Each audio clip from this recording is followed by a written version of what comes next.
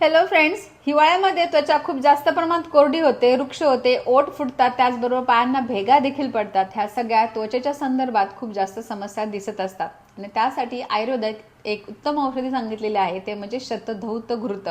तर हे लोकल ॲप्लिकेशनसाठी वापरलं जातं. 100 वेळा धुतलेलं तूप असं त्याला म्हणता येईल.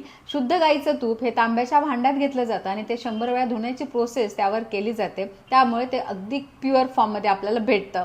तर यामुळे खूप जास्त प्रमाणात मॉइश्चर आपल्या शरीराला भेटत असतं, कारण या दिवसांमध्ये वृक्षता खूप जास्त प्रमाणात वाढतात, त्यामुळे त्वचेच्या समस्या खूप जास्त वाढतात, जसं की चेहऱ्यावर सुरकुत्या येणे, काळवणे, वांग दिसणे, हे अनेक समस्यांवर शतधूत घृत बेस्ट आहे.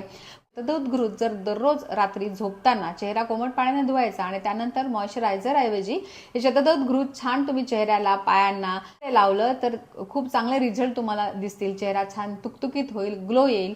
तर हे शतधूत घृत कुठल्या कंपनीचं घ्यायचं, तर वेगवेगळ्या कंपनीचं मार्केटमध्ये मिळतं, पण मी तुम्हाला सजेस्ट करेन की हे आहे सॅन नॅचरल कंपनीचं शतधूत घृत. अगदी शुद्ध आहे, त्याच्या वासावरून त्याच्या शुद्धतेचं प्रमाण आपल्याला जाणवतं. तर हे तुम्हाला मागवायचं असेल तर तुम्ही कॉन्टॅक्ट करू शकता. मी तुम्हाला खाली नंबर देते.